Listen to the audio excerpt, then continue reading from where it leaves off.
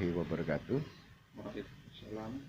Pemirsa dimanapun Anda berada, saya sekarang ini bersama dengan seorang narasumber sebagai salah satu orang yang pernah menyaksikan bagaimanakah efek dan ekses dari seseorang apabila melanggar dari sumpah yang pernah diwedarkan oleh sesepuh, yaitu yang namanya Duratmoko.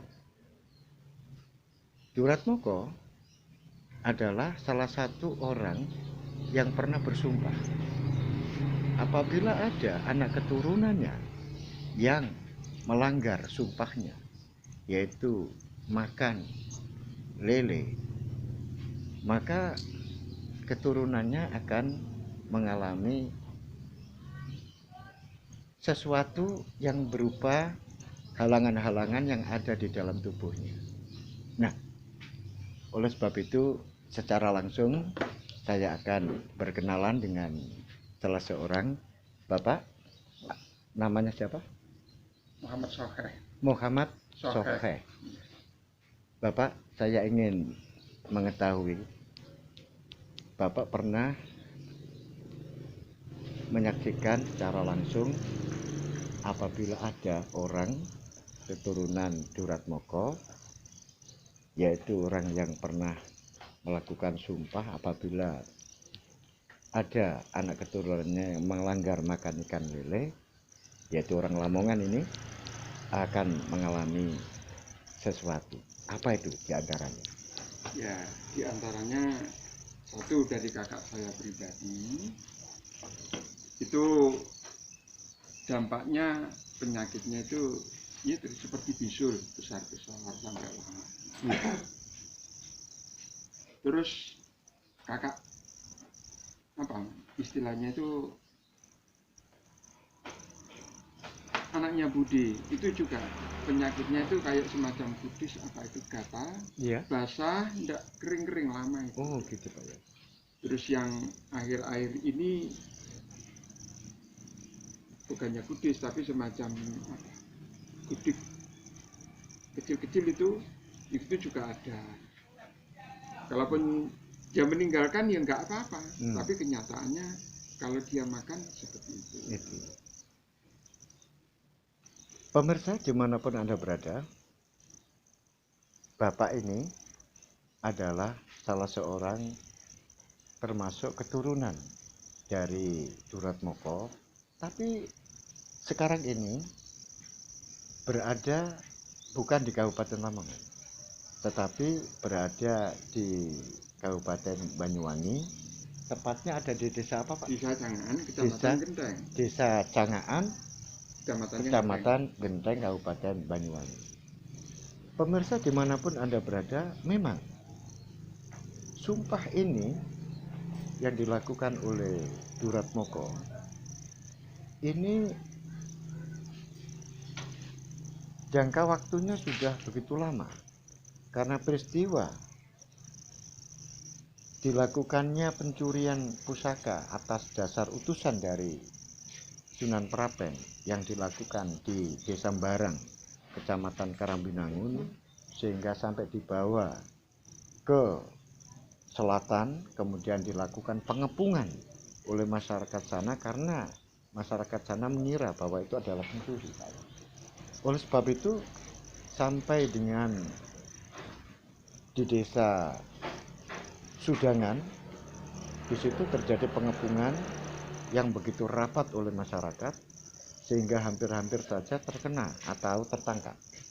Akhirnya sampai lari ke desa Medang. Di desa Medang ini yang namanya Duratmoko ini akhirnya diselamatkan karena dia menyebur sebuah kolam kecil, kemudian dia menyelam di situ. Tiba-tiba lele itu semuanya mengambang ke atas, sehingga orang yang mengepung itu tidak percaya kalau di dalamnya itu ada orangnya. Oleh sebab itu Duratmoko setelah diselamatkan oleh lele akhirnya melakukan sumpah, jangan sampai ada anak saya keturunan saya yang makan ikan lele itu. Itulah yang menjadikan Duratmoko memberikan sebuah sumpah yang jangan sampai anak keturunannya ini makan lele. Apakah ada cerita yang lain Bapak barangkali selain itu? Itu cerita yang seperti itu, tapi juga ada yang melanggar itu enggak apa-apa. Oh gitu. Tapi untuk saya pribadi tetap apa ya pasti jeleknya kalau kita menghindar daripada kena dampak. Begitu, aku pribadi cuma itu. Begitu Pak ya. Yang saya gitu cerita lain belum. Jadi pemirsa, sebuah keyakinan itu apabila sudah menancap di dalam jiwa, sudah tertanam di dalam jiwa, dan sudah terpaku di dalam pikiran, itu harus hati-hati. Karena apa? Karena jiwa, pikiran ini selalu akan merespon setiap apa yang dilakukan oleh orang itu. Oleh sebab itu apabila sudah tertancap sebuah keyakinan di dalam diri kita bahwa tidak boleh makan lele karena atas dasar pesan dari orang tua, maka itu jangan dilanggar. Tetapi kalau sejak semula kemudian mereka itu tidak percaya tentang hal itu, kemudian mereka melakukan pelanggaran yaitu makan ikan lele walaupun dia keturunannya, ternyata dampaknya juga ada yang tidak apa-apa, ada yang memang betul-betul terjadi. Nah, salah satu diantaranya adalah penyakit seperti bisul Pak ya. Seperti bisul yang besar-besar seperti bahasa Jawanya udun. Nah, seperti itu Pak. Itu sebesar apa Pak? Dan berapa jumlahnya kira-kira? Kalau jumlah saya enggak. Iya. Cuman yang saya bilangkan kecil-kecil kecuali gatal seperti Buddhis itu nanti yang lainnya apa itu? Yang dua itu seperti istilah kudik saya mengatakan kecil-kecil bernanah itu loh. Kecil-kecil bernanah tapi gatal Pak ya? Iya kan? Gatal ya. Kemudian tadi ada yang tertarik ya. Ada seseorang wanita yang hamil gitu. Itu gimana ceritanya? Itu saya nggak tahu persis dari orang tua saya. Iya, cerita gitu Pak. Jadi istilahnya si istri itu ngidam kepingin lele. Terus dia itu sudah dibilangin kamu nggak boleh makan ini. Terus ya apa namanya pengen tetap. Akhirnya itu punya keturunan ya bersuara juga bersungut kayak itu kata orang tua. Makanya saya juga bersikeras ini ya apa jeleknya lah menghindar daripada kena dampak. Tapi bayi yang lahir tadi itu meninggal Pak? Meninggal. Kira-kira usia berapa itu? Kurang lebih 1 minggu. 1 minggu. 1 minggu setelah lahir 1 minggu kemudian anak tadi itu meninggal Pak. Laki-laki atau perempuan? Kurang tahu. Pemirsa dimanapun Anda berada, ini merupakan sebuah bukti nyata dan merupakan saksi bahwa memang pelanggaran terhadap sumpah itu ada. Oleh sebab itu, seperti yang disampaikan oleh Bapak tadi itu, mengapa kita harus mencoba kita? Kan itu Pak. Kalau memang ada sebuah larangan dari orang tua, mengapa? Kalau larangan hanya sekedar tidak makan ikan lele saja kok tidak dihindari, kan gitu Pak ya. Oleh sebab itu benar apa yang dikatakan oleh banyak orang bahwa bukan semua orang Lamongan yang tidak boleh makan lele. Jadi jangan salah paham, bukan orang Lamongan. Semua orang Lamongan bukan. Tetapi keturunan dari Duratmoko. Orang yang nggak makan lele. Nah, saya termasuk golongan orang yang tidak makan lele katanya Bapak ini. Ya, jadi memang kalau nanti semua orang Lamongan tidak makan lele, itu menjadi sebuah kontradiksi. Mengapa? Orang Lamongan banyak yang jual pecel lele loh Pak. Kan.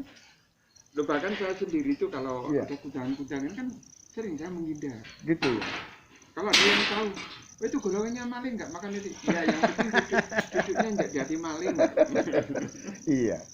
Jadi ini cerita bukan sekedar, memang kalau kita itu hanya melihat cerita itu hanya sekilas Pak ya. Cerita Iya, sekilas ini ceritanya kan kelihatannya jelek. jelek. Jelek ya. Jelek. Ya yang penting aku nggak tahu sejarah yang benar.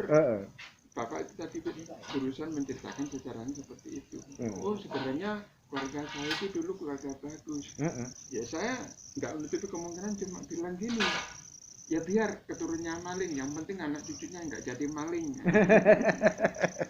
Tapi bukan sembarang maling ternyata ya. Ternyata ini merupakan orang yang benar-benar melaksanakan tugas guru.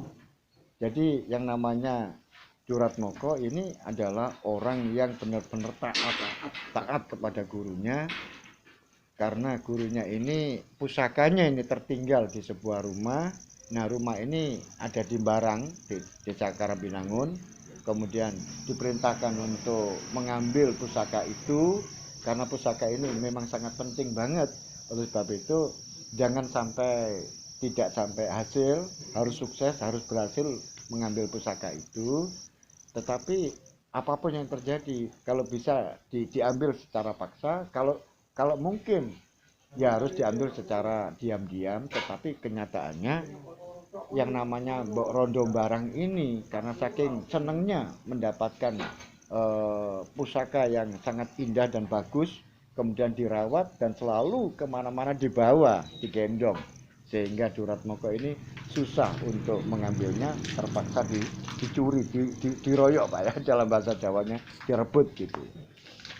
Pemirsa dimanapun Anda berada, saya kira apa yang telah saya sampaikan bersama dengan narasumber, dan kebetulan narasumber ini bukan dari Lamongan, artinya bukan berada di Lamongan, tapi keturunan orang-orang Lamongan, keturunan orang-orang yang tidak makan lele, notabene keturunan dari Juratmoko, tapi berada di luar kota, yaitu di Banyuwangi.